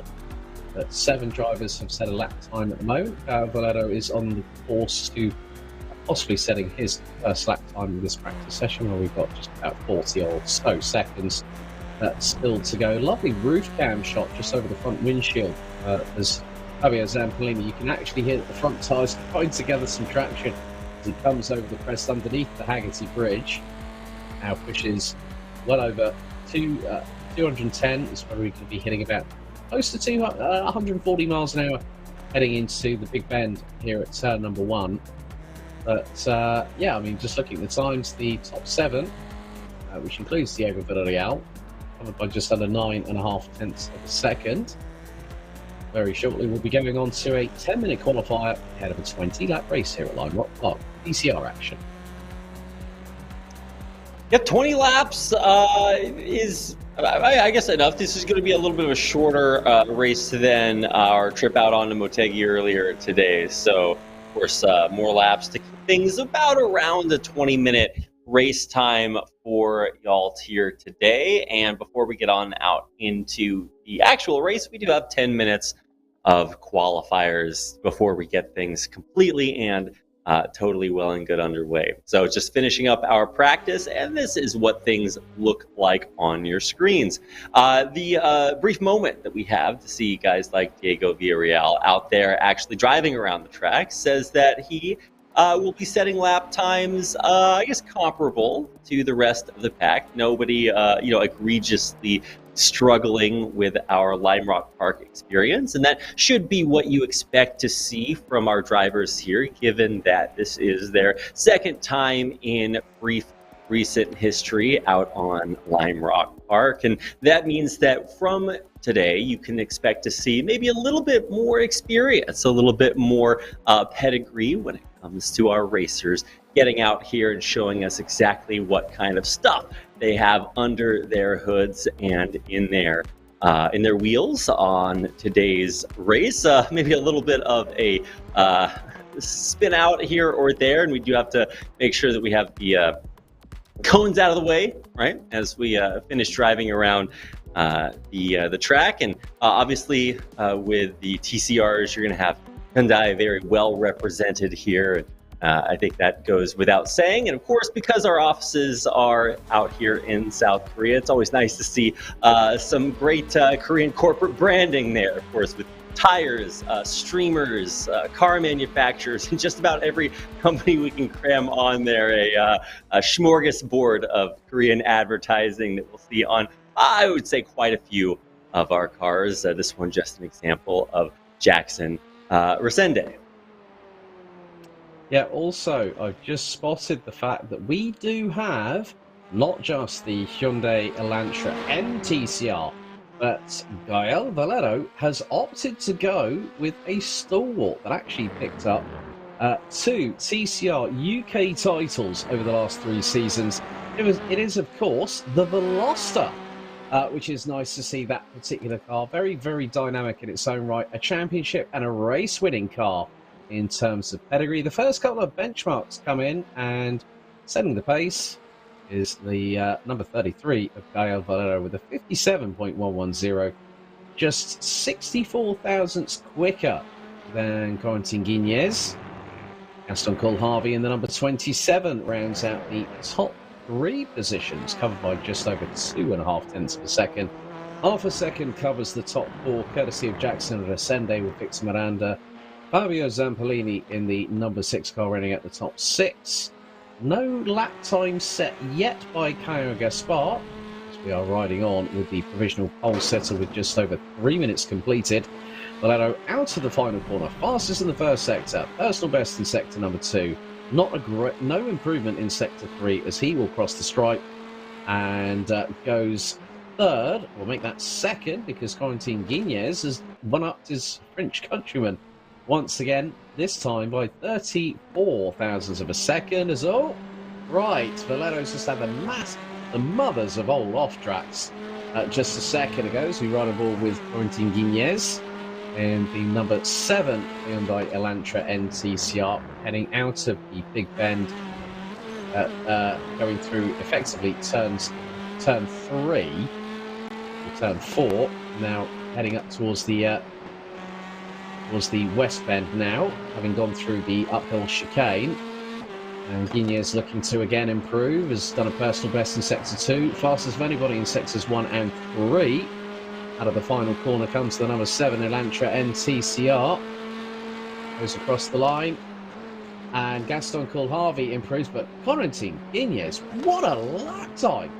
56.422. The number 7 Hyundai Elantra NTCR is definitely cornering on rails. Oh yeah, absolutely. Really incredible to see our racers and how they transition from different tracks. Obviously, we did have a 30-minute break for them to adjust, but it's still impressive nonetheless to see that adjustment. Different car, different track, and I'm actually really curious to see how that is going to impact not only our race times, but the competitiveness of how our racers approach the race here today. We had one of the most electrifying, exciting trips out onto Motegi earlier on. If you guys missed that, make sure to go back and check it out. Of course, the VODs will be up immediately after today's race. So really, really exciting. And honestly, I'm expecting a very similar situation here. Now, obviously, these TCRs are not quite up to the level of some of our LMPs, or in fact, what we saw earlier on today. But still, nonetheless, they can put up some absolutely blistering times around tracks like Lime Rock Park. So as we do get things well and truly underway here in our qualifiers, we are about halfway through and can see once again, we are having very comparable times, including very, very close times set here by our racers. Of course, no stranger to first place, Quarantine Guinness up there way at first. And of course, we do have a field of 8, and once again, also very consistent, Diego Villarreal has decided to take a little bit of a break here for our qualifiers, so we unfortunately won't get a chance to see how he will be stacking up here for our qualifying times. And he did have a fairly difficult time in our first race of the day, so not quite just phoning it in, but for at least the time being, he's taking a break while the rest of our racers prove that they too have very comparable performances here during our qualifiers. None more so, of course, than Zamperlini, who unfortunately has traded in his beautiful eyelash livery and has gone for a little bit more of a conservative fare here in qualifiers. So somewhat disappointing that we won't get the jarring beauty of his livery out here today. But nonetheless, finds himself at the back of the pack for now. However, very opportunistic racer and was able to capitalize on some of the errors there in the middle of the pack in our first race. And now coming in here, I'm very curious to see if he's going to be keeping it close and always marauding, waiting for those times to get in there and really take opportunities where they present themselves. So just because he is at the back of the pack for qualifiers absolutely does not mean you should expect to see him stay there through the course of the upcoming race. Well, Gaio Valero has just put the Veloster on provisional pole with a 56.217 on cue with about 2 minutes and change left on the timer here in the remaining part of the 10-minute qualifying session before we go into a standing start for 20 laps of this 1.5 mile circuit. And Quarantine Guinness is trying to improve. No improvements from Valero. An improvement on Sector 2 by Victor Miranda. Jackson Resende. No improvements over all 3 out of the 4 sectors that he's negotiated so far. Quentin Guinness we're on board with at the moment. Now making his way through up in towards the optional uphill chicane here at turn number 5. Looks to be gearing up ready for a push lap. And with the 7 drivers that have already set a lap time, the gap between first and 7th position is just north of 8.5 tenths of a second. Heading into the final minute and 20, we're right on board with Quarantine Guinness, the number 7 from France, who is 93 thousandths off of Gael Valero, who has set the best lap time so far. Will still have an opportunity to put one final push lap in as Guinness goes into turn number 1 here at the Big Bend before the next right-hander here at turn 2. Into the left at the beginning of the S's here at turn 3 before the right-hander coming up very, very shortly, which then leads them onto the very fast part of the circuit through into the optional uphill chicane. The drivers will have to circumnavigate. There is the number 27 of Gaston Coulhavy, the Argentinian, currently still sitting in 3rd position at the moment. No improvements for the number 27 Audi RS3 LMS. As Coulhavy now makes his way through out of the final corner, might get an opportunity at one more push lap, but if the front end starts torque steering like it did just going through into turn number 7, that could mean that the number 27 of Coulhavy will have a slight disadvantage as he exits off of the Sam Posey straight into the Big Bend here at turn number 1, into the left-hander coming up at the start of the S's, through into turn 2. And it's a quick successive double right. Gael Valero has again improved as the checkered is out for qualification. A 56.205 for the number 33 Apex Racing Team Hyundai N Veloster TCR. 97 thousandths ahead of Corentin Guignez. Fabio Zampolini is also on the improvement scale. So is Guignez. Guignez has just gone fastest. Oh, and hits the wall. And I did see that there were only 3 wheels on that wagon because one went exit stage left and the bumper went straight into the wall.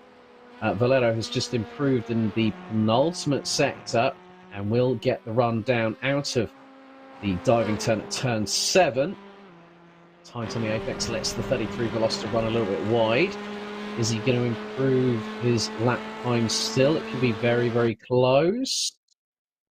And does not improve. Was close, but it's Gael Valero that takes pole position for race 8 of Tier 2 by 97 thousandths of a second ahead of Corentin Guignez.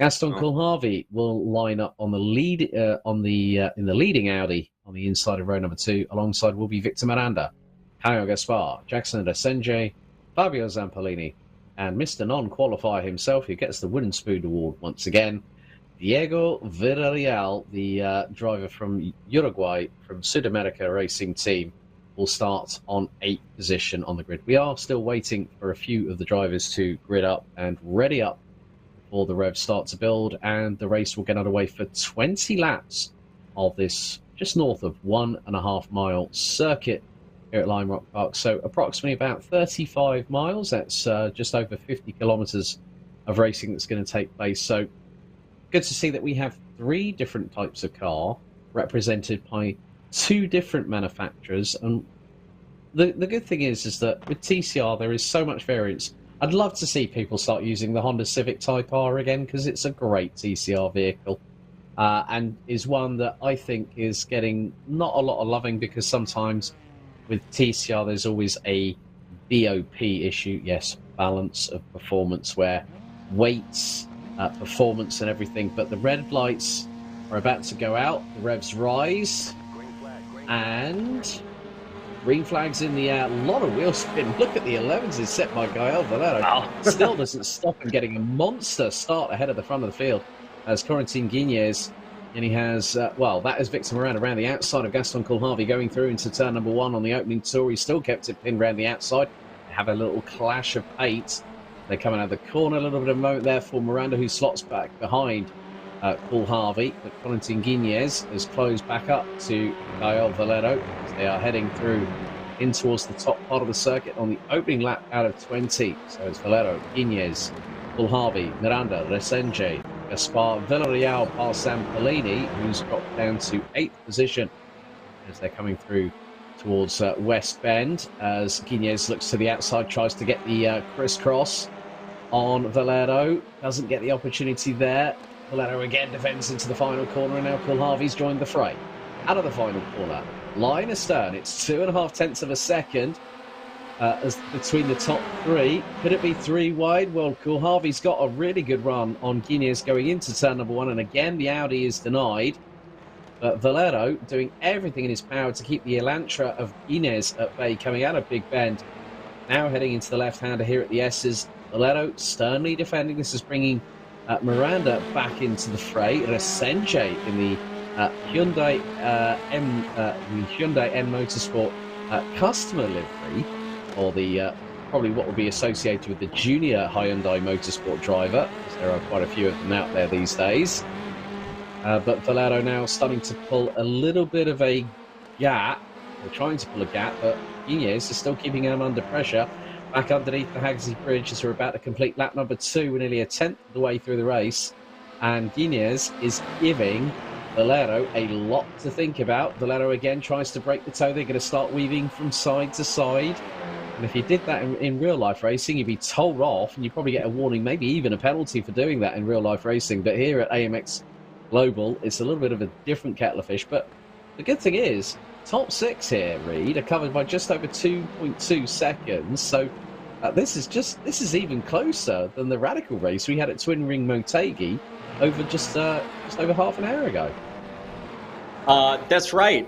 This is the first time. Oh, wow. A little bit of a shortcut being taken there towards the bag. You see quite literal dust up as, you can't take these curves too tight. And that's exactly what we are seeing there coming through the S is on around a very, very close race, as you said, Alex. I'm happy that you mentioned that, because it is just a great day of racing. Already back on board, Guinness going to look for the overtake here, pedal to the metal, less than 400ths of a second, and looking for that first place spot. The battle is here, it is tight, and around the corner he comes, unfortunately unable to overtake that top spot, now belonging once again to Valero. He is way up there, but of course, as we head through the back stretch, this is going to get even more difficult. Absolutely love to see the high octane action here at the very, very front of the pack.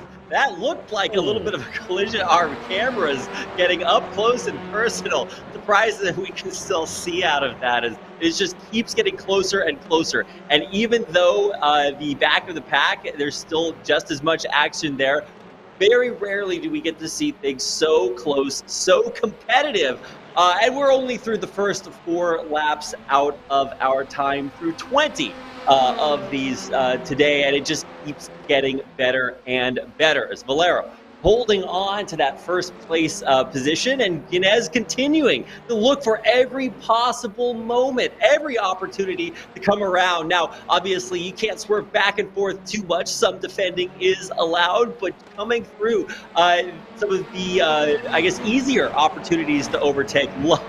Love the track cam to let us see exactly how close our cars are. As you can see, once again, Guinness is going to look for an opportunity to maybe come around, maybe get that first place back for himself. Of course, can't forget to mention Kalavi, who is now even closer than he has been previously, although the action clearly continuing to maintain its position there in the battle for first. Guinness not choosing to overtake just yet, but it is you have to bide your time, right? Where is the best opportunity? And I would have thought that it would have been right about there, but unfortunately, too good. Valero in front, in first place for a reason. Yeah, Kyle Valero keeping Valentin Guinness at bay. That's Uncle Harvey, the leading Audi at this moment. We do actually have 2 Velocities on the grid, courtesy of Diego Villarreal, who is 1.3 seconds behind Fabio Zampolini, who's dropped all the way down to 7th position. Battle for 5th is really intensifying, courtesy of Jackson Ascende and Caio Gaspar. They were at loggerheads last time out at the Radical race at Twin Ring Motegi. Right on board with, on the roof cam of the Audi RS3 LMS ECR of Gaston Gulharvey. And Valero and Guinness less than 0.2 of a second apart. Again, Valero trying to break the toe. He's nearly 2 wheels onto the grass on the left-hand side of the start-finish straight. Guinness sticks his nose up the inside through into turn 1. He looks for the lunge, looks for the move, gets the fastest lap in the process. A little bit of a better exit out of the big bend here at turn number 1 for Corentin Guinness. Valero in the Veloster, managing to get away, but there's nearly another clash of front to rear bumpers going through in towards the optional uphill section here at turn number 5, which is effectively the de facto chicane. We're not using the sweeping right at the crest of the hill, as you see just on the immediate left-hand side of the chicane. The gap between Valero and Guinness, 0.2 of a second, and dropping as they go underneath the Haggerty Bridge, once again going through West Bend. Down the hill, 2 wheels on the grass was Guinness as he looks to the outside and sweeps towards the inside, coming out of the final corner, and he's right on the back bumper of Gael Valero. When is Guinness going to pull the trigger? Well, he's going to bump off Valero all the way down the back straight of the start-finish straight. Looks to the outside again, through into the opening corner. And this has allowed Gaston Coolharvey in the number 27 Audi RS3 LMS and Corentin Guinness quite clearly frustrated because there was a massive flash of front headlights in the general direction of the 33 in front of him. Well, Valero had the right to do that because of the fact he was taking the racing line, and Guinness is getting a little bit of frustration setting in. He wants that first place, but he's got to do something coming out of the diving turn out of turn 7 because Valero has got every single answer ready and waiting. I mean, Valero's playbook has been nigh on impeccable so far, as we are close to completing our 8th lap of racing. We're just a couple of laps away from the halfway point. Down the start-finish stretch they go. Valero pulls to the right-hand side. breaks the toe of Guinness, who looks to the crisscross again through into turn 1.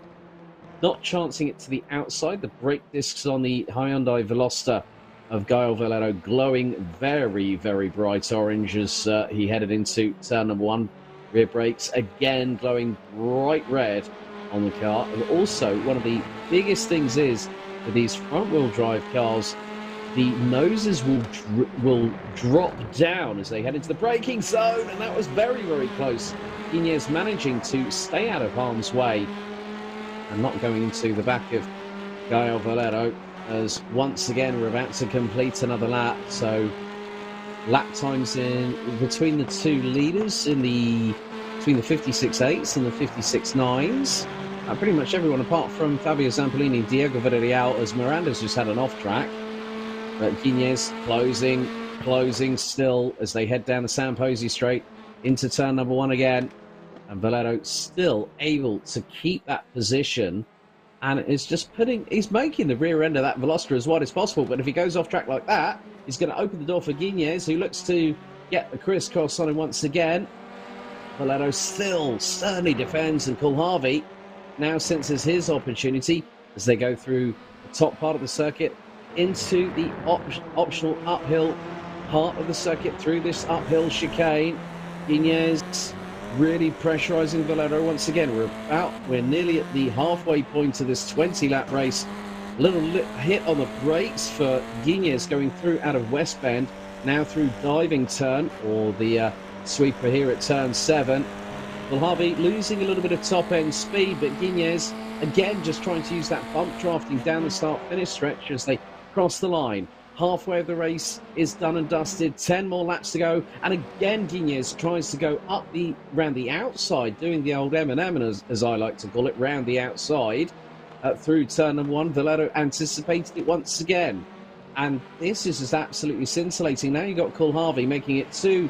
You've got a Veloster versus an Lancia versus an Audi, and that is your top 3 with Ascenji and Gar 0.3 of a second adrift of each other. That's the battle for 4th place. Victor Miranda has dropped all the way down to 6th position and is 0.8 ahead of Fabio Zampolini, and Diego Villarreal bringing up the rear in 8th place. But what a spectacular battle at the front end of the field here, Reed. 3 cars separated by about 7.5 of a second, and this one is brewing, and I'm waiting for the fireworks to start exploding. We might say the fireworks to the end of the race, but certainly here in the middle, Alex, it is absolutely intense up at the top of the field. You absolutely cannot predict what is going to happen here. And right now, the name of the game might not even be taking that spot from another racer. It might just be doing your best, racing your game across this track and making sure that you can do that consistently, right? Because we have seen a little bit of variance here, and especially when the pressure is on through bumps and turns exactly like that, every little bit matters. And so the consistency, being able to finish out these remaining 7.5 laps is going to be, I think, a lot more difficult than it seems, right? When you're watching these racers on your screen, it can look like, oh, they're driving the cars, they're doing their best, it's okay, they're going fast, right? The fundamentals. But it can be even more difficult to maintain that level of crisp competition for the entirety of our time here out onto the 35 miles, or just over about 56 kilometers of our time spent here on Lime Rock Park. I started with 20 laps, and not that much has changed over the first 13, but it's going to be the bottom 7 that really decide what our results are going to be. And honestly, I don't even know. It is too close to call here at the very, very front of the pack. And while Gaston Calavi has dropped a little bit further back in his RS3 LMX, you got to make sure to keep an eye out on the front of the pack, which just does not cool down. It's looking a little bit like those brakes there, Alex. The action just absolutely heating up, red hot at the front, and you can really see the tenacity here from Inez. He is not giving up and is absolutely toe for toe, if you can use the foot metaphor here, to keeping pace with Gaston Valero. This guy has been at the front for so long, and you could kind of feel the sense of entitlement, right? He is a dominant force here. He is coming out and bringing his absolute best. And Guinness, a guy that has cashed in more money than just about everyone else from these AMX Season 2 races. We're a third of the way through the season after this race, and he is the one taking most of the money. Now, keeping an eye now on board Victor Miranda, he is not content to spend his time sitting there in the 6th place spot. While we've been focusing on the battle for first, there's also another one quietly brooding here between Miranda and Resende. And while we talked about Corentin Guinness and his giant bags of money he's cashed in from AMX Season 2 so far, Miranda, the deadliest of racers, when he does show up, he wins more often than any other racer here this season. So I absolutely cannot wait to see what is going to happen for him. And while maybe his start wasn't the way he would have planned it in this race, he absolutely does have more ground to cover as he closes the gap, closing the distance there on Resende, a battle of the Brazilians in the middle of the pack for that 5th place spot. Yeah, this battle has been heating up quite significantly over the past few laps. The battle again for the race leaders started to come back into the palms of one Corentin Guinness, who is right on the back bumper once again of Gael Valero coming out of the final corner. We are going to complete our 15th lap. Go on to lap number 16. Guinness nearly pulling alongside Gael Valero into the opening corner, looking for the undercut. He's going to try and force the issue, but Valero holds his ground once more, whilst Victor Miranda is really still keeping Jackson Resende under pressure. And once again, just like we've seen the pendulum swing in this race, what we have seen is that when Valero and Guinness are battling away, this instantly brings back the Audi of Coolharvey back into the mix as they go into the optional uphill through this part of the circuit, which would be turn number 5. And there is Victor Miranda looking up the inside of Jackson Resende, and he gets the move done through into the optional uphill. That was a brilliant move from the number 5. But he's got to be careful that he doesn't run wide. He gets through on the number 1 of Jackson Resende from Brazil. Resende at the moment is currently 7th in the standings before tonight's festivities got underway. Caio Gaspar in 4th position is the overall total earnings leader with $688 to his credit. But you have to keep your eyes on the battle between Gael Valero and Corentin Guinness. Guinness 8th in the overall leaderboard. Valero has made his way up to 5th position behind Gaston Coolharvey. But with this and another 3 laps to go, nearly a little bit of a wobble from the back end of Miranda that we just saw a second ago as our leaders make their way through again into the optional uphill section here at the circuit. Valero taking a bit more curve going through into the approach, but on the outskirts of it, going through the exit, he manages to get the power down a little bit better. These cars will be producing north of 340 brake horsepower. They come through turn 7 once again. A little bit more of an expanded gap between Valero and Guinness. Valero pulls to the right-hand side of the main start-finish straight. So 17 laps completed. Valero with the quickest lap of anybody, 56.33. Nearly 3/10 of a second quicker than Corentin Guinness, who now has an ever-closing Gaston Coolharvey in the multicoloured number 27 Audi RS3 LMS. We still have this and another couple of laps to go before we see the checkered. But what a battle. I thought that the radical race at Twin Ring Motegi earlier on tonight could not be touched with a barrage pole lead, but here in the TCRs, they're giving it just as much gusto, if not more. Yeah, absolutely. What I would call the exact same kettle of fish as we got in our first race, Alex. It does appear that today, regardless of what happened in the first third of the season, our racers are very, very committed to getting the very best result that they can. And I'm here for it, right? And especially if you guys are a viewer, if you've been watching us all season long, you're starting to figure out, okay, well, what can I expect from AMX Racing Season 2? It looks like it is an intense battle every single time. And it's not just a battle of the cars. We do have some cohesion when it comes to our flags grouping up our middle of the pack of Brazilian racers there, Gaspar, Miranda, Resende, and Zamperlini. And then you look up there, it's a battle 1 and 2, the French racers. It was 1 and 3 in our first race of the day, and now we're keeping it close once again, now up at the top of the standings. Valero and Guinness trying their absolute best, getting a little bit bumpy as we near our final laps of our time here out on Lime Rock Park. And honestly, I did not expect this, but I love to see it. And that means that with how intense the battles have been, it's time, right? Our final lap of the race. The white flag is out as our racers cross the finish line for the final time. Or I guess penultimate time, as we have one more lap remaining. About 56 seconds left today, and it looks like this is the moment for Zamperlini to battle Resende in the back of the pack. That's what we're seeing on your screen right now. And of course, towards the top, Galavi and Guinness battling for second place as well. This is what we have to watch during the final half of the final lap, coming through the up and downhill section on the back stretch and around our penultimate turn. Coming through into that final straightaway, it's Valero, Guinness, Galavi. It will be your top three, but in what order? And of course, coming right on their heels, moments behind, will be Resende and Zamperlini, less than a half second separating our racers as they come through the checkered flag. It's Valero, Guinness, Galavi, and then immediately following them, Gaspar, 8 seconds back. Miranda, Resende, Zamperlini. Pedal to the metal is not enough, and he will finish in 7th. An absolutely electrifying time out for our second time in 2 days out on a Lime Rock Park, proving to be a track that absolutely delivers some of the most intense action we've seen all season long, Alex.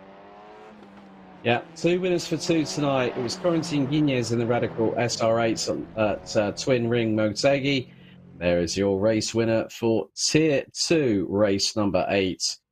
The number 33 of Gael Valero. Corentin Guinness finishing just over 1 1/4 seconds behind. Gaston Colharvey completes the top 3. It's at one point or another, it was less than half a second between the top 3. And we got an absolutely dynamic battle for the top 3 finishers, who effectively will mount the virtual rostrum here in Lakeville, Connecticut. Kaya Gaspar rounds out the top 4 ahead of Victor Miranda in 5th, who did a nice little overtake over the Brazilian of Jackson Resende for 5th place. Fabio Zamperlini and Diego Villarreal round out the 8-strong grid. Villarreal will still pick up points tonight, being over 80% of the time of the finish of the race winner, Gael Valero. So that really wraps up an official confirmation that we've hit 33% of the season is completed, 1/3 in the books. And what's more, we had 2 fantastic races tonight. For race day number 16, which kickstarts the second third of Beta Season 2, we've got Scuba back on the menu with Clio Cups. And then we've also got the Formula Renault 3.5s at Magny-Cours, and that's on May 4th. Don't forget, you can hit us up on the socials and also give us a little bit of love on Twitch and also on YouTube. Subscribe to the YouTube channel, give us a follow on Twitch. You can also follow us on all the respective social medias, so Instagram, Twitter. You can also like the AMX Global League page on Facebook, and also we're on AMX_Global on TikTok. That is it from myself and Reed. 2 cracking races to end up rounding out 30 races so far, 60 still to go here at Beta Season 2 on AMX. I couldn't have asked for a better day of races, or truly a better person to spend them with. And of course, it's been not only a good day today, but make sure to tune in once again tomorrow for even more of our incredible action here on AMX Season 2. So on behalf of myself, Alex, our wonderful production team, which will never be the same again after today, we want to thank all of you for being a part of our AMX broadcast. We hope to see every single one of you back again here tomorrow for even more of AMX Season 2.